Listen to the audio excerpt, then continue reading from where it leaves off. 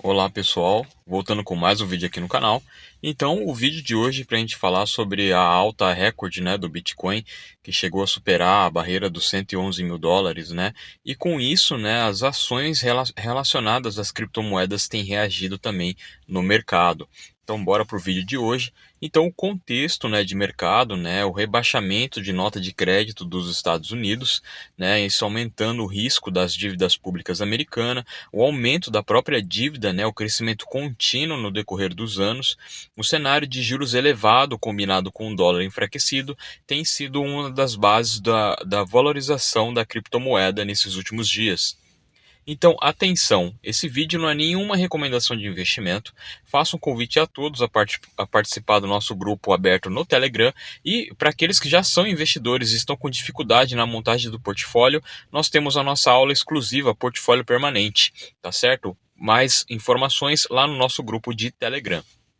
Então, a primeira empresa de hoje é a Coinbase, né, que é uma exchange, ela é uma corretora, né, uma das maiores do mundo, né, mas no cenário americano ela é a principal, né, a maior do mundo seria a Binance, né, mas no território americano ela é a maior, tá? É uma empresa 100% americana, então, digamos, diferente de uma Binance, né, que é uma empresa chinesa, da qual muitas vezes levanta, né, aquela dúvida, aquela preocupação relacionada a uma empresa chinesa, o controle estatal, né, do controle do governo chinês sobre a empresa. Então, muitos preferem uma empresa americana num cenário de livre comércio. Então, isso traz mais digamos, confiança para o investidor investir na empresa da Coinbase, tá? Que ela apresentou um fechamento com uma valorização de 5% na última sessão, então ela tem um preço-lucro, né, bem elevado, né, então ela está sobrevalorizada, né, aproximadamente em 5% segundo algumas análises fundamentalistas, né, então ela está sendo negociada bem acima do preço. Tá? Nós temos a Real Platforms, que seria uma mineradora de Bitcoin, tá? Então ela teve um fechamento, né, de 8,94 dólares por papel. Ela tem uma capitalização de mercado acima de 3 bi e ela apresenta um potencial de valorização, segundo alguns analistas, pois ela se encontra subvalorizada, tá? Entre o grupo de empresas que nós vamos estar apresentando aqui, ela é a única que se apresenta subvalorizada, dado o potencial e o fundamento do papel, tá? A outra é a Marathon Digital, que seria outra mineradora também, né? E ela apresentou uma queda, né, nesse último fechamento de mercado, tá? A capitalização dela é em torno de 5 bilhões, né? Então, vê que comparado com a Real, que são do mesmo setor, né? A capitalização delas são bem diferentes. Ela apresenta, né, um preço barra valor patrimonial, né? Um PVP, seria de 1,48, então ela está negociada quase 50% acima, né, do seu valor patrimonial, tá? E a outra seria a MicroStrategy, né, que seria praticamente uma tesouraria de Bitcoin, né? Então ela vem se alavancando, ela vem tomando dívida para acumular, né, Bitcoin, né, no balanço da empresa, tá? Ela teve uma pequena queda de 0,80 no último pregão, tá? E a capitalização dela é de 109 bilhões, tá? Mesmo assim, ela ainda apresenta potencial de valorização, mas os indicadores financeiros aí estão abaixo da média do grau de endividamento da empresa.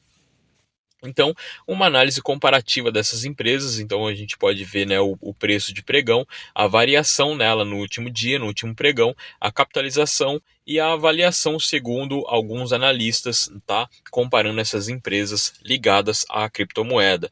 Então nós podemos ver, né, que uma análise aqui superficial, que a Coinbase apresenta uma possível sobrevalorização de em torno de 25%. A Real, ela é a única que apresenta sobrevalorizada, enquanto a Marathon e a MicroStrategy têm uma saúde, indicadores, né, de saúde financeira abaixo da média, tá certo?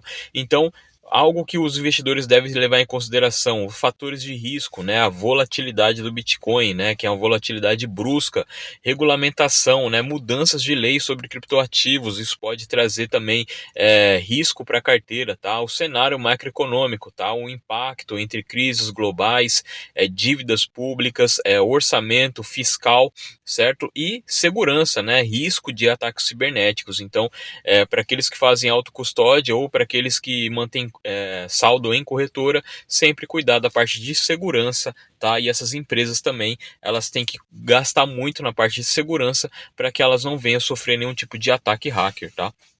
Então, considerações para os investidores, tá? Então, exposição ao Bitcoin, né? Os fundamentos financeiros, o horizonte temporal e a tolerância a risco, tá? Se isso se enquadra, né, no teu perfil de investidor.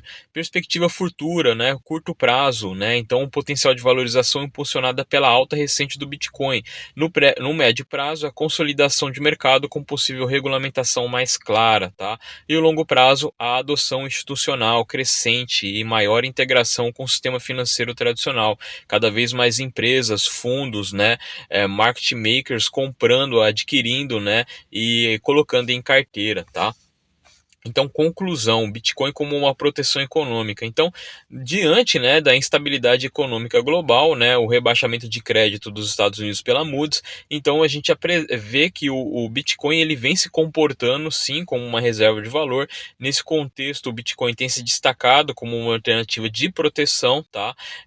Claro, né, o mercado é volátil, nós não temos certeza de nada, mas a performance momentânea nós podemos ver que o Bitcoin ele tem se comportado como uma proteção, um hedge, né?